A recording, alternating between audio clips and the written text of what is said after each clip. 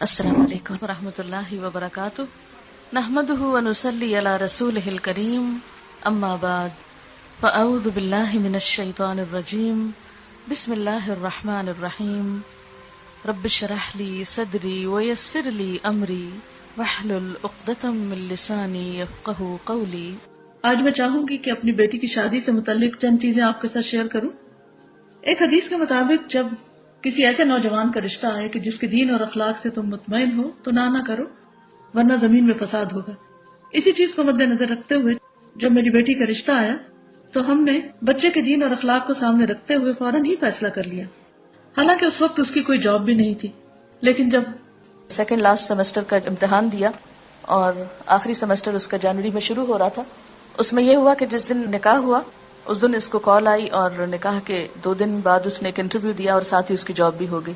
اب یہ کہ دوپہر 12 بجے سے رات 8 بجے تک جاب پہ جائے گا اور صبح میں اپنا آخری سیمسٹر جو ہے وہ پورا کرے گا۔ تو میں نے تو یہ بھی کہا کہ آپ اس کی فکر نہیں کریں، مریم آپ کو بالکل تنگ نہیں کرے گی، کوئی مطالبہ نہیں کرے گی، اور میں نے مریم سے بھی کہا کہ تم نے بالکل پریشان نہیں کرنا کسی بھی چیز کے لیے، اور اس کو یکسوئی کے ساتھ پڑھنے دینا ہے۔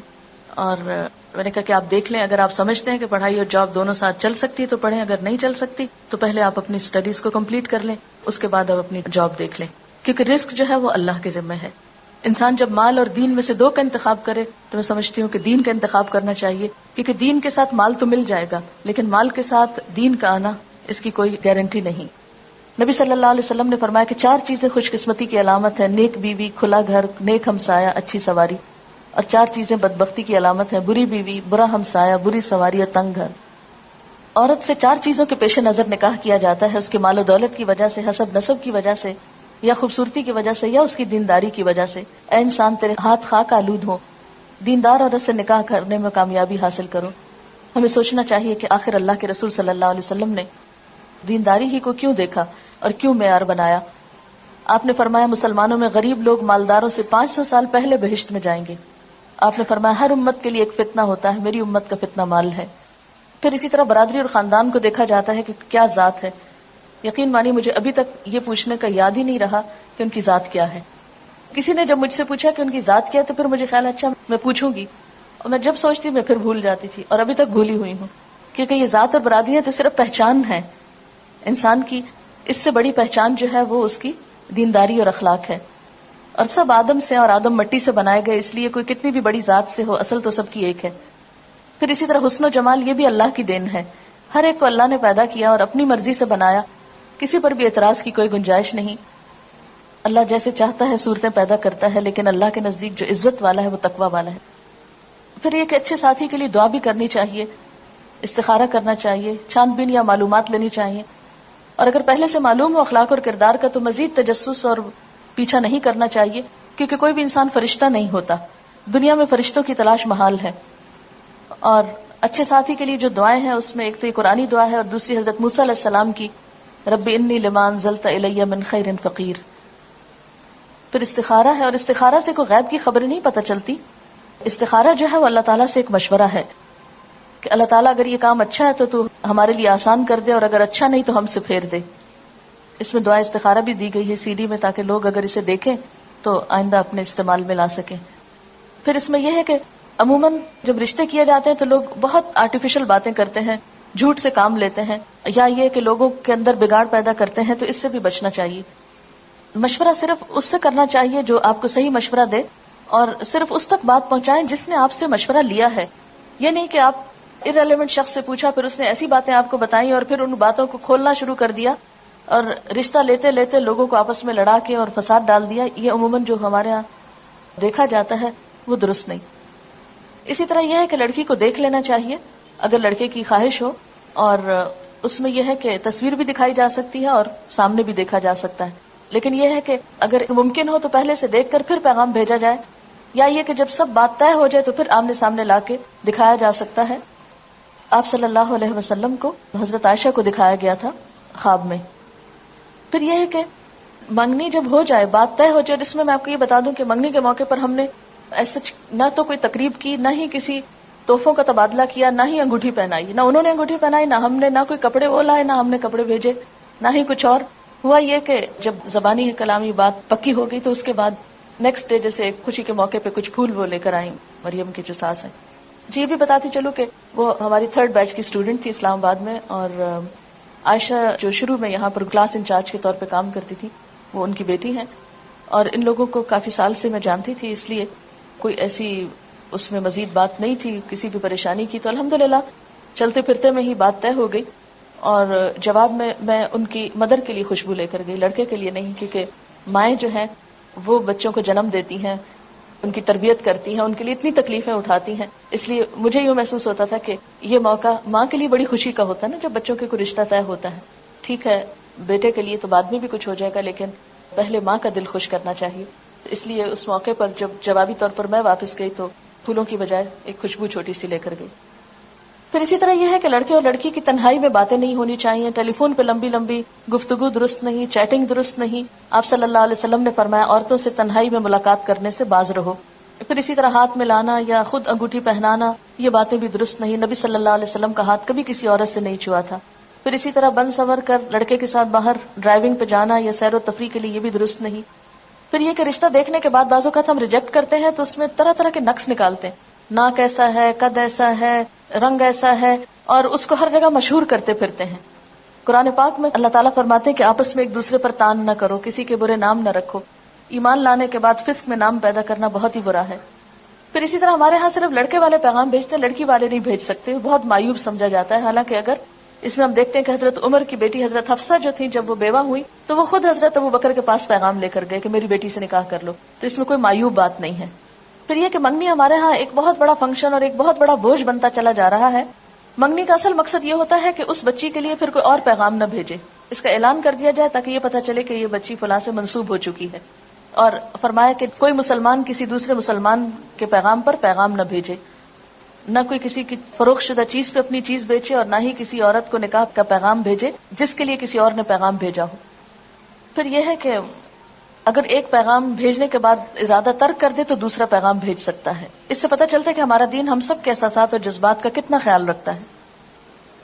حضرت علی رضی اللہ تعالیٰ عنہ نے حضرت فاطمہ کے لیے شادی کا پیغام بھجوایا، آپ نے اسے قبول کر لیا، بس یہی منگنی تھی. کیونکہ بات انسان کی یہ عہد سب سے بڑی بات ہوتی ہے. مردوں کے لیے سونے کی انگوٹھی پہننا جو ہے وہ درست نہیں. آپ نے فرمایا کہ تم میں سے کوئی شخص آگ کے انگارے ہاتھ میں پہننا چاہتا ہے تو وہ سونے کی انگوٹھی پہن لیتا ہے. پھر اسی طرح جہیز، بہت سے لوگوں نے یہ سوال کیا کہ آپ نے جہیز میں کیا دیا. بات یہ ہے کہ بلیو می، میں اس سارے عرصے میں ایک دفعہ بھی بازار نہیں گئی. کچھ مریم کو ضرورت کی چیزیں چاہیے تھی، مریم یہاں نہیں تھی، جیسے جوتے لانے تھے تو تیمیہ یا اسما کے سائز پہ ادریس صاحب ساتھ چلے گئے اور یہ لوگ جا کے جوتے لے آئے، اور اسی طرح کسی کے ساتھ ان کو بھیج کر کچھ ضروری چیزیں جو تھی وہ لی گئی. باقی یہ کہ اسلام آباد کا گھر جب سے میں آئی ہوں ایک طرح سے پیک پڑا تھا.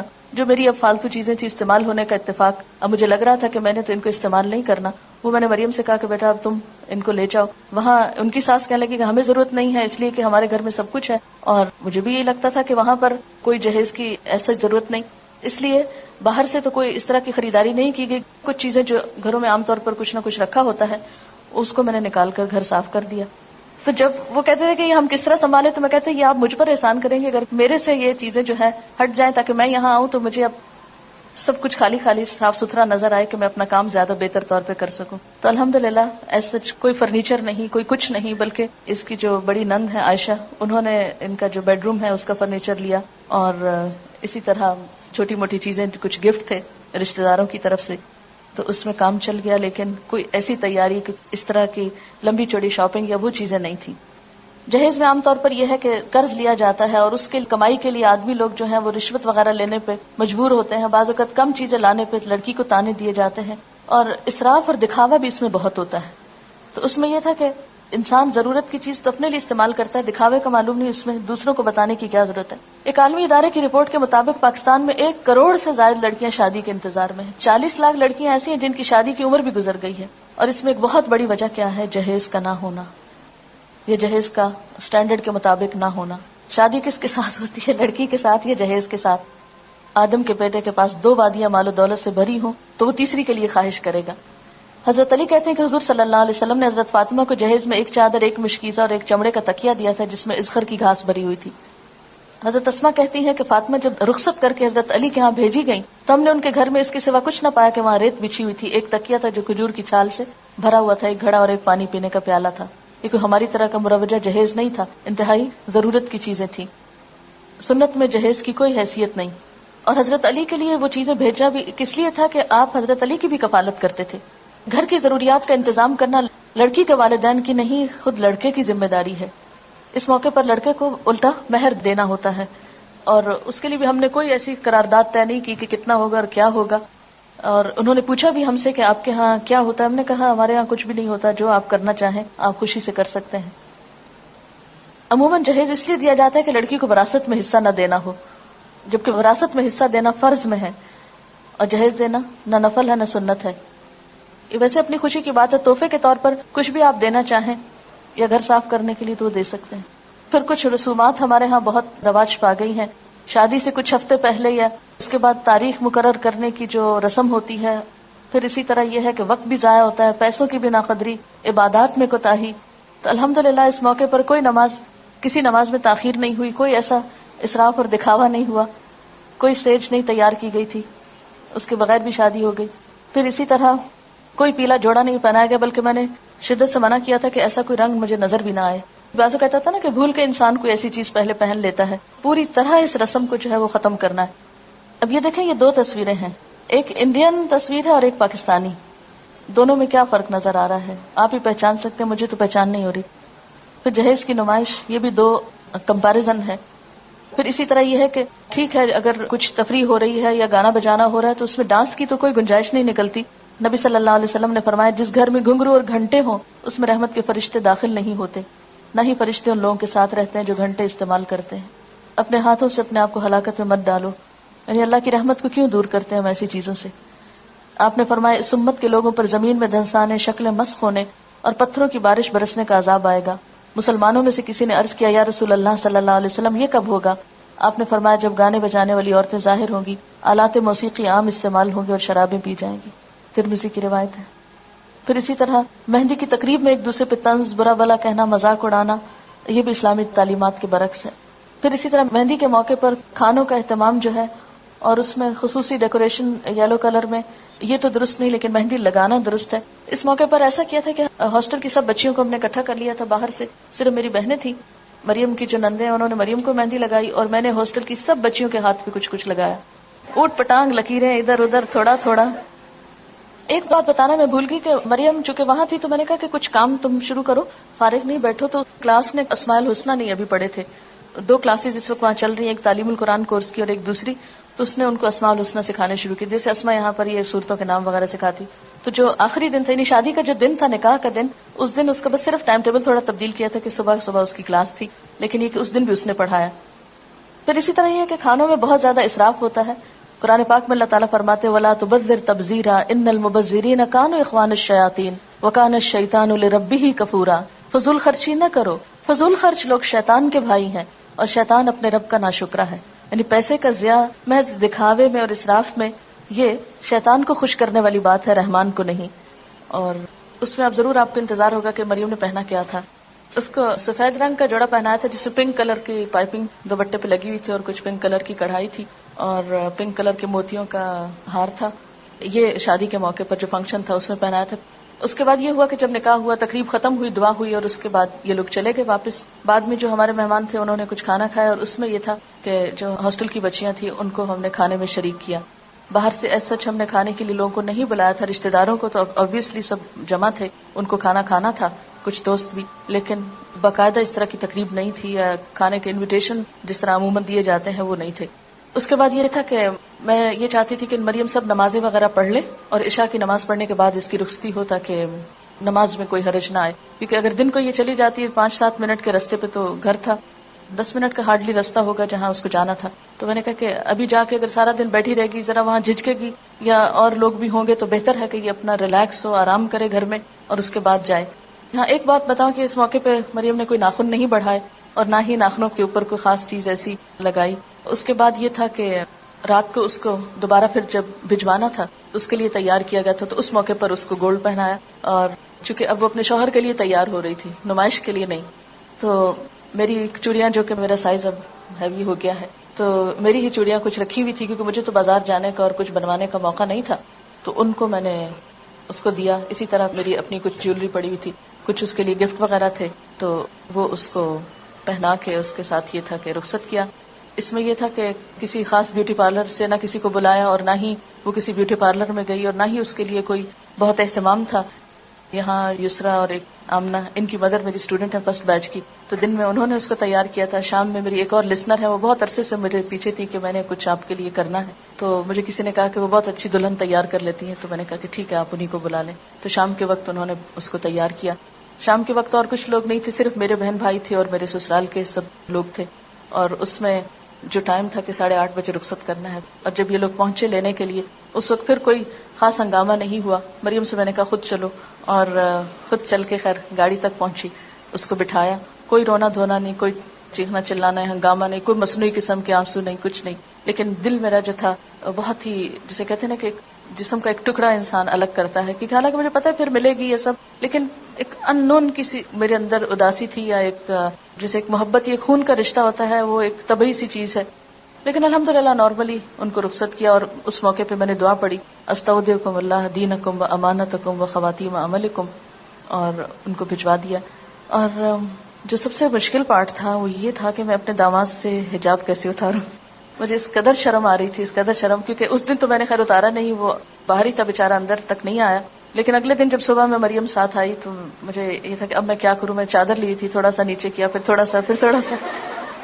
تو لیکن اس کے سسر جو ہیں ان کے سامنے میں ابھی تک نہیں جا سکی، کیونکہ میری ہمت نہیں پڑتی تھی کہ میں کس طرح ان کے سامنے جو، کیونکہ الہدا میں پہلے سے ہی الہدا کی تعمیر کرنے میں وہ کافی ایکٹیو رول ادا کرتے رہے ہیں. ہم جب یہاں آ گئے کراچی تو پیچھے سے، چونکہ ادریس صاحب وہاں نہیں ہوتے تھے، تو پھر بہت سے مسائل جو مرد حل کرتے ہیں تو اس میں وہ بہت ماشاءاللہ کام کرتے رہے. وقتاً فوقت جب انہیں بلایا وہ اسی وقت اٹھ کے آ جاتے تھے. تو ان کے ساتھ کئی ایک میٹنگز پہلے ہو چکی تھی. اب مجھے شرم یہ آ رہی تھی کہ پھر میں ان کے سامنے بیٹھوں اور منہ سے کھول کے بیٹھوں، لیکن یہ ہے کہ ظاہر ہے کہ اب ایک رشتہ ہے تو انشاءاللہ نیکسٹ میٹنگ میں پھر بیٹھیں گے. اس کے بعد یہ تھا کہ جیسے میرے رشتہ دار اور کچھ اور لوگ گفٹ وغیرہ لے کر آئے تھے. باقی تو میں نے چونکہ انوائٹ نہیں کیا تھا، اور میرا مقصد یہی تھا کہ لوگوں کو کچھ لانے کی تکلیف نہ ہو.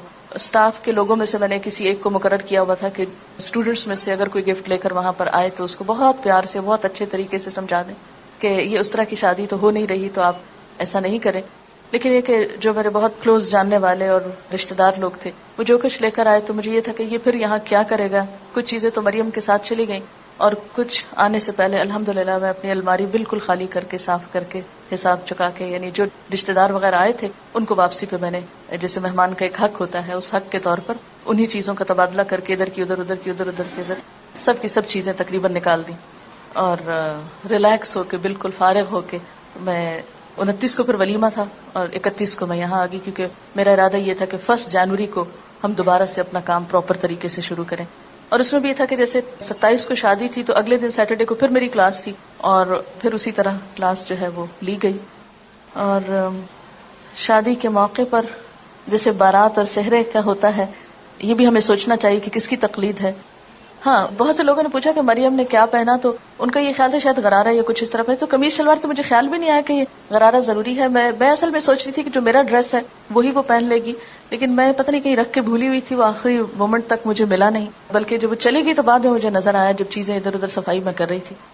تو بہرحال نکاح کے ارکان جو ہے ولی کی موجودگی ہونی چاہیے، گواہ ہو، مہر ہو، خطبہ نکاح ہو، ایجاب و قبول ہو اور اعلان نکاح ہو. یہ ہے اصل شادی.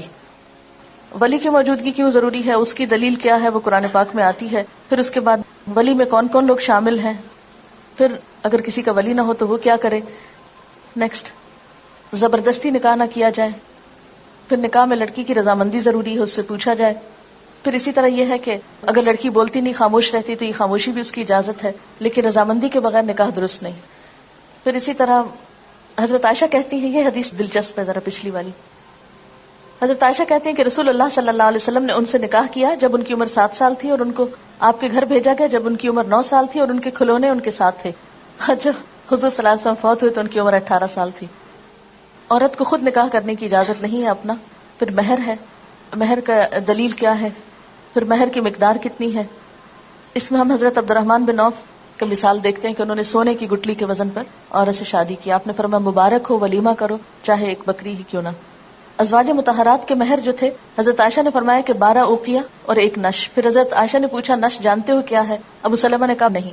حضرت عائشہ نے فرمایا نصف اوقیہ، اور یہ 12.5 اوقیہ 500 درہم بنتا ہے، یعنی 500 درہم ازواج مطہرات کا مہر تھا، جو اچھی رقم ہے. اور حضرت ام حبیبہ کا مہر جو تھا وہ 4000 تھا، 4000 درہم. قبول اسلام کو مہر قرار دیا گیا حضرت ام سلیم کی طرف سے. بہترین نکاح وہ ہے جو آسان ہو. ہمارے ہاں جو 32.5 روپے حق مہر ہے اس کی کوئی حقیقت نہیں. پھر اسی طرح گواہوں کا موجود ہونا، گواہوں کے بغیر نکاح نہیں ہوتا. آپ نے فرمایا جو عورت ایسا کرتی ہے وہ زنا کرتی ہے. خطبہ نکاح میں ہم دیکھتے ہیں کہ 3 آیات میں 4 دفعہ تقوی کا حکم ہے کہ اللہ سے ڈرو تو زندگی اچھی گزرے گی. پھر ایجاب و قبول ہوتا ہے. 3 دفعہ پوچھا جاتا ہے لڑکے سے کہ اس حق کے مہر کے عوض یہ لڑکی تمہیں قبول ہے. جب وہ 3 دفعہ ہاں کرتا ہے تو پھر نکاح کی گرہ لگ جاتی. نیکسٹ، اس میں آڈیو لیکچر بھی سی ڈی کے اندر موجود ہے، وہ سنا جا سکتا ہے. مبارکباد کے کلمات مسنون.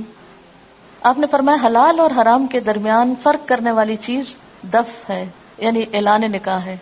پھر عورت جب گھر آئے تو اس کے لیے دعا کرنی چاہیے. پھر دعوت ولیمہ ہے، اور یہ دعوت بھی اپنی حیثیت کے مطابق کرنی چاہیے، اور اس میں بھی اسراف اور دکھاوا نہیں ہونا چاہیے. ایک موقع پر آپ نے جو پکا کر کسی جگہ پر کھجور اور منقع اور خوشگوار پانی کہیں کھانا، یعنی مختلف طریقہ سے ولیمے کی دعوت کی گئی. آپ نے فرمایا ولیمے کا کھانا برا کھانا، وہ کھانا برا ہے جس میں خوشحال اور دولت مند لوگوں کو بلایا جائے اور فقراء کو چھوڑ دیا جائے. اس موقع پر ہمیں ایک تھوڑی سی مشکل یہ ہوئی، جیسے ولیمہ کی دعوت تھی، انیشلی جو انہوں نے انویٹیشن دیا، یہ ہمارے ہاں عام طور پر شادی کا جو خرچہ ہوتا ہے اس کی تھوڑی سی، مثلا 8 لاکھ روپے 5 لاکھ روپے جو لوگ خرچ کرتے ہیں ایک عام شادی پر، اور اس کے مقابلے میں آپ دیکھیں کہ اللہ تعالیٰ کیا فرماتے ہیں، جو لوگ محض اپنا مال لوگوں کو دکھانے کے لیے خرچ کرتے ہیں اور در حقیقت نہ اللہ پر ایمان رکھتے ہیں نہ روز آخرت پر، سچ یہ ہے کہ شیطان جس کا رفیق ہوا اسے بہت ہی بری رفاقت میسر آئی. یعنی دکھاوے کے لیے اتنی رقمیں اڑانا جو ہے یہ سراسر غیر اسلامی ہے. آپ دیکھیں کہ تقریبات کے موقع پر 100 روپے فی کس کے حساب سے 8 روپے کا کھانا روزانہ پک رہا ہے. یہ ایک اخبار میں آیا تھا. یعنی روزانہ شہر میں جو کھانا پکتا ہے، ایک شادی میں نہیں کئی شادیوں کا جب ملایا جاتا ہے، 8 کروڑ روپے. یعنی اگر 100 روپے پر پرسن کا کھانا ہو تو ایک دن میں جو پک رہا ہے. پھر اسی طرح ہر سال پاکستانی 150 ارب روپے کا گوشت کھاتے ہیں. پھر اسی طرح دوسری طرف ہم دیکھتے ہیں کہ پاکستان کی 25% آبادی غذا کی کمی کا شکار ہے. 30% کھانا روز ضائع ہوتا ہے. صرف کراچی میں 2 کروڑ روپے مالیت کا کھانا روزانہ جھوٹا کر کے چھوڑ دیا جاتا ہے. یہ اخبار کے اسٹیٹسٹکس ہیں. یہ اعداد و شمار ہم سے کیا تقاضا کرتے ہیں؟ پاکستان کی کل آبادی 13 کروڑ ہے. اس میں سے 4 کروڑ 20 لاکھ لوگ، آبادی کا 30% حصہ انتہائی غریب ہے. 4 کروڑ 70 لاکھ لوگ، آبادی کا 62% لکھنا پڑھنا نہیں جانتے. 76% عورتیں پڑھی لکھی نہیں. 80 لاکھ بچے اسکول نہیں جاتے. 7 کروڑ 20 لاکھ لوگوں کا یعنی 53% حصہ حفظان صحت، ہسپتال اور طب کی سہولتیں میسر نہیں. 5 کروڑ 40 لاکھ لوگوں کو طبی سہولتیں میسر نہیں. 90 لاکھ بچوں کو مناسب غذائیت میسر نہیں. 6 کروڑ 10 لاکھ لوگوں کو صاف پینے کا پانی میسر نہیں.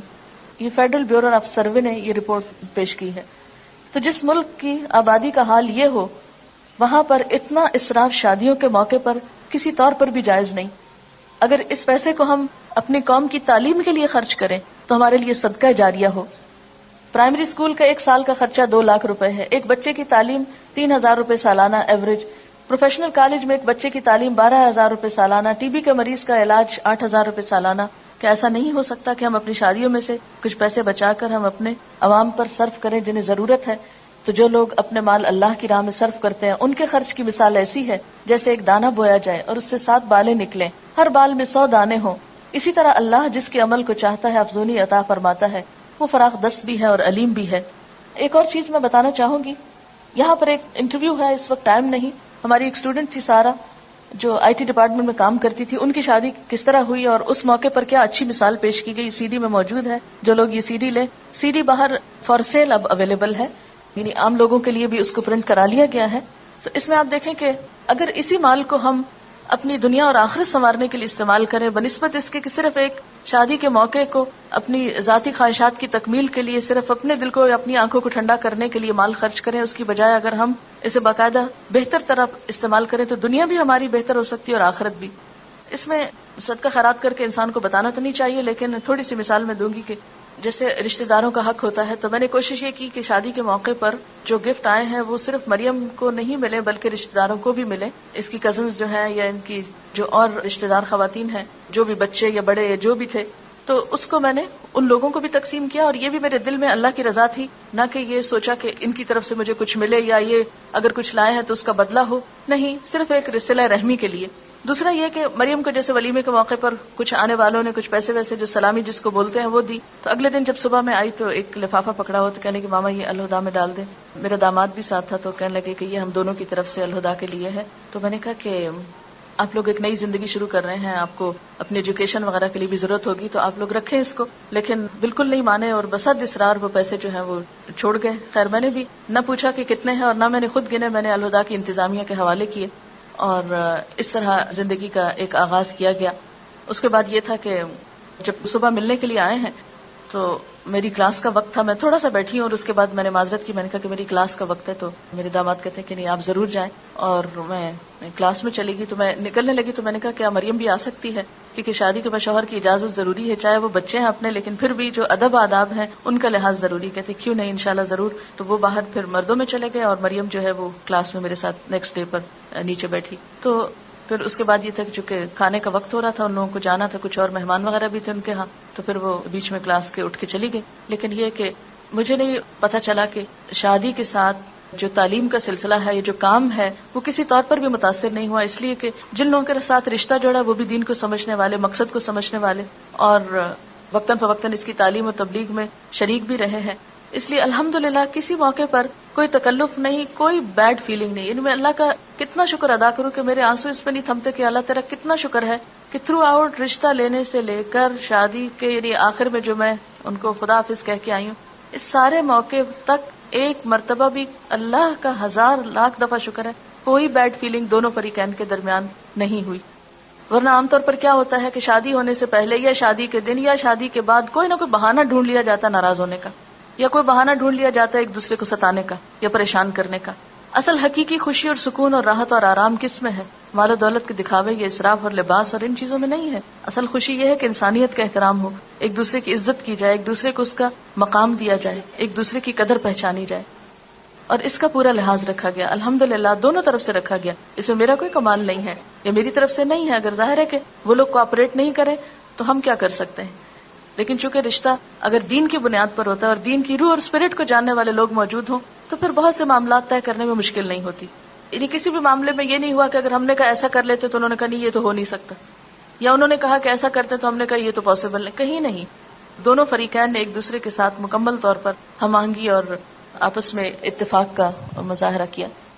شادی کے بعد یہ ہے کہ دونوں کا تعلق کیا ہے. ہن لباس لکم وانتم لباس لہن، وہ تمہارا لباس ہے تم ان کا لباس ہو. اس سلسلے میں جو خاص نصیحت میں نے مریم کو رخصتی کے وقت کی وہ کیا تھی کہ مریم تم ایک نئے گھر میں جا رہی ہو، لیکن یاد رکھنا یہ عارضی گھر ہے، اس سے آگے ایک پائیدار گھر تمہارا انتظار کر رہا ہے.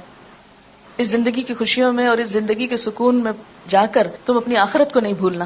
میں تمہیں اس موقع پر بھی یہی نصیحت کروں گی کہ وہاں جا کر بھی آخرت کے گھر کی تیاری جاری رکھنی ہے. اور اس میں سب سے پہلے یہ کہ آخرت کی تیاری حقوق العباد کو ادا کر کے ہوتی ہے. عبادات تو اپنی جگہ. ہاں ایک اور دلچسپ بات یہ کہ جب نیکسٹ ڈے ملاقات ہوئی میرے بچے کی والدہ سے تو کہنے لگی کہ ہنس رہی تھی کہ آج سب لوگ مسجد میں انتظار کر رہے تھے کہ آج تو عاطف کی شادی ہے، دیکھتے ہیں فجر کی نماز میں آتا ہے یا نہیں. تو کہتے ہیں کہ الحمدللہ وہ اس امتحان میں پورا اترا ہے اور آج بھی فجر کی نماز اس نے مسجد میں جا کے پڑھی ہے. تو مجھے اتنی خوشی ہوئی، میں نے کہا الحمدللہ اللہ کا لاکھ لاکھ شکر ہے کہ جس نے ایسے موقعوں پر اپنی اطاعت کی توفیق دی ہے. ورنہ عموماً کیا ہوتا ہے خوشی کا موقع یا غم کا موقع سب سے پہلے ہم نماز روزہ یا انسانوں کے حقوق کو بھول جاتے ہیں بعض اوقات.